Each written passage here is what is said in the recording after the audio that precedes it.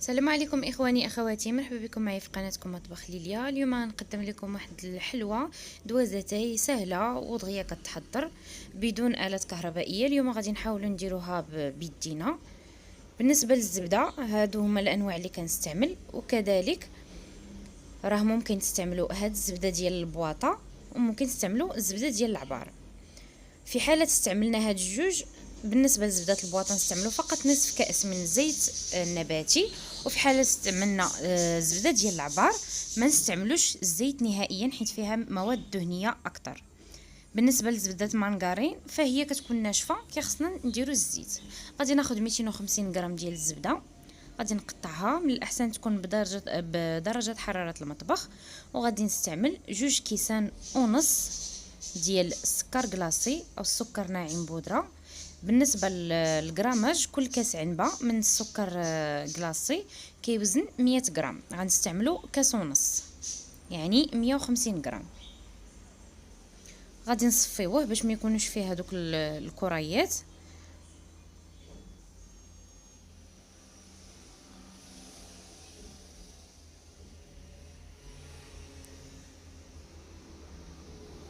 غادي نزيد هذاك نصف كاس ونصفيه حتى هو،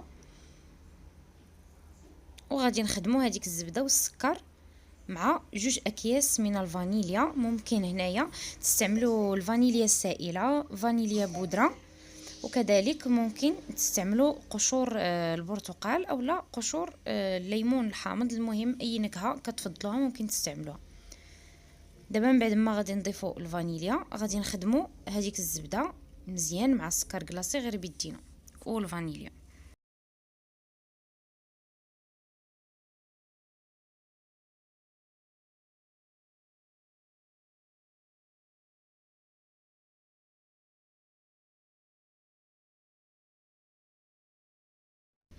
دابا غادي نضيفوا عليهم 2 بيضات، وغادي نخلطو مزيان حتى كيتخلط لينا هذاك البيض مع خليط الزبده والسكر. بالنسبه هنايا غادي نضيف انايا حيت درت زبده مارغرين، غادي نضيف كاس من الزيت النباتي ما يعادل 200 ملي.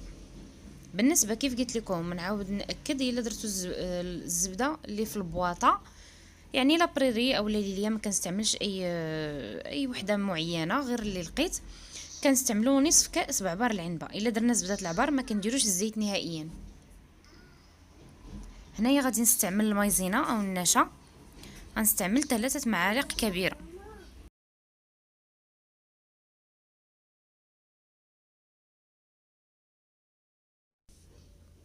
صافي، وكنخلط هذاك الخليط مع بعضياتو. وهنا ملي كنضيفوا الزيت فقط كاشاره، كنبقاو نخلطوا هذاك الخليط حتى كتكون عندنا بحال كريمه.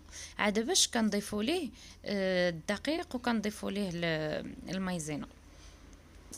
هنا بالنسبه اللي ما عندوش مايزينا ممكن يستعمل بودره الكريم باتيسير. وغادي نبداو نضيفوا في الدقيق. هنايا غادي نعطيكم العبار بكاس عنبه، وكذلك غنقول لكم بالغرام. كل كاس عنبه كيوزن 110 غرام.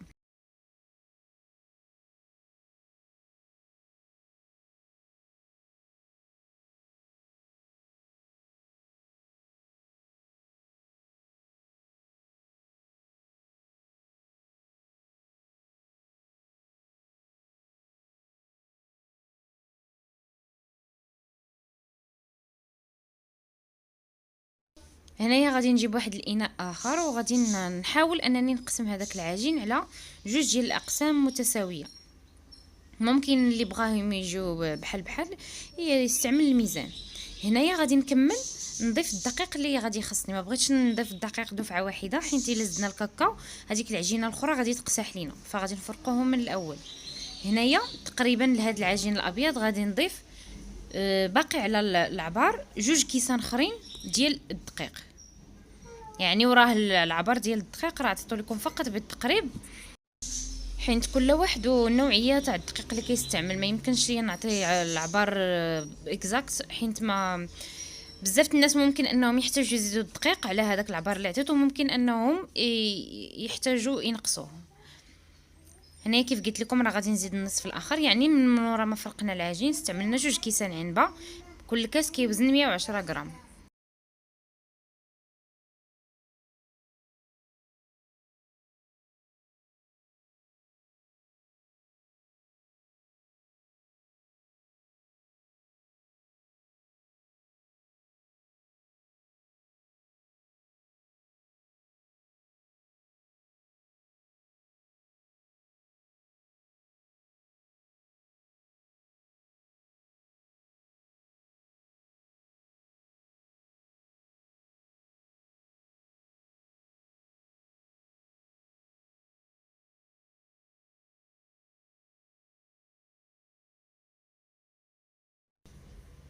بالنسبه للخليط الثاني غادي نستعمل في المجموع 3 اكياس من الكاكاو، ممكن تستعملوا جوج الا غير الا بغيتو، على حسب اللون اللي بغيتو نتوما، على حسب النكهه. وغادي نضيف عليهم الدقيق كيف قلت لكم بالعبار بكاس العنبه. غنضيف الكاس الاول وغادي نخلط ونشوف واش باقي خاصني. هنايا بالنسبه لهذا الخليط ديال الكاكاو ضفت ليه 3 الاكياس ديال الكاكاو، وضفت ليه كاس ونص بعبار العنبه ديال الدقيق الفرص. وضروري اننا ما نقصحوش العجين بزاف باش يخرج لنا من البوش، وكذلك باش تجينا الحلوه هشيشه.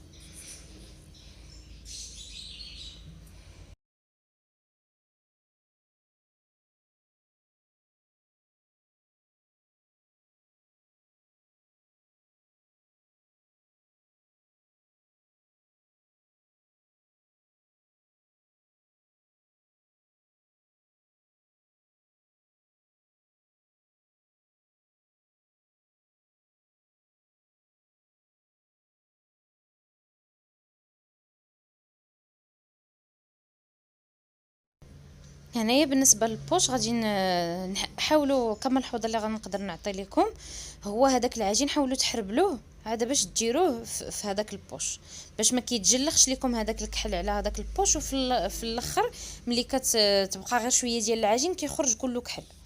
يعني نحاولوا نحربلوه ونديروا كل واحد في طرف.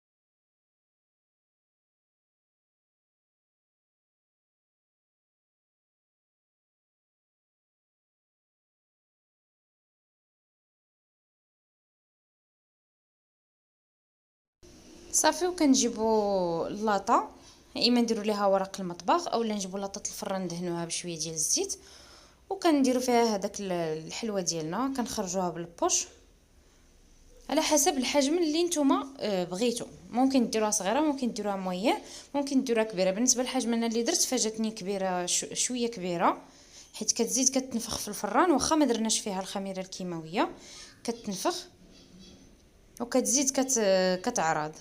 هانتوما غتشوفوا معايا في الاخير ملي غادي نخرجوها من الفران كي غتكون.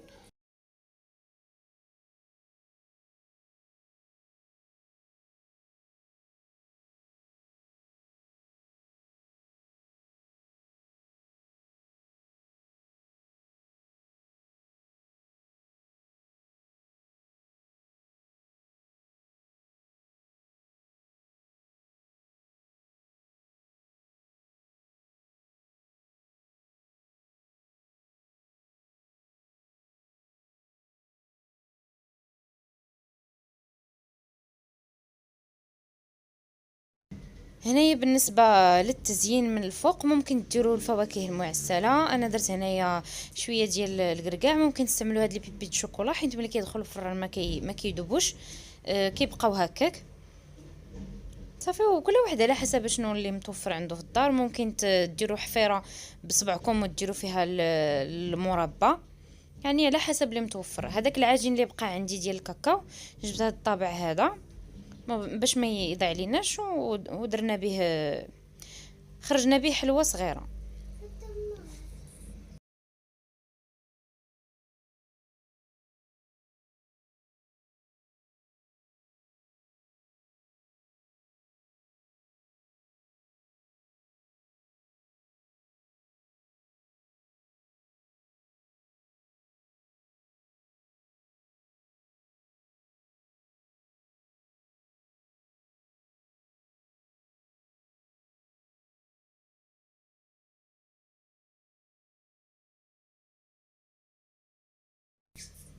صافي هنا من بعد ما كملتهم زوقتهم بهذوك لي بيبي شوكولا في البيض، وغادي ندخلهم الفران يذوبوا. بالنسبه لدرجه الحراره ديال الفرن كنديروا على 170 180 درجه حتى كيطيبوا. راه ما كياخذوش الوقت، تقريبا راه كيطيبوا في 20 دقيقه ولا اقل كاع.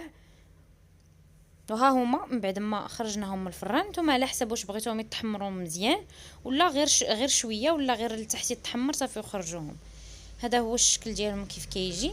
هذوك الاولى اللي كنا درنا بين العجينه البيضاء وبين العجينه الكحله جاو زوينين، والاخرين كيف قلت لكم حاولوا تحربلوها وديروها في البوش باش تخرج لكم هكا نص بيض ونص كحل. والمذاق ديالها راه كيجي لذيذ بزاف. وغادي نوريكم كيف كتجي هشيشه، هانتوما غادي تشوفوا معايا. وكنتمنى هذا الفيديو ينال الاعجاب ديالكم. الا عجبتكم وصفه اليوم ما تنساونيش من تعليقاتكم الطيبه ولي جيم ديالكم، وما تنساوش تضغطوا على الزر الاحمر اسفل الفيديو والاشتراك في قناه مطبخ ليليا والضغط على الجرس باش توصلوا دائما جميع الوصفات. وشكرا لكم، نتلاقاو ان شاء الله في فيديو اخر.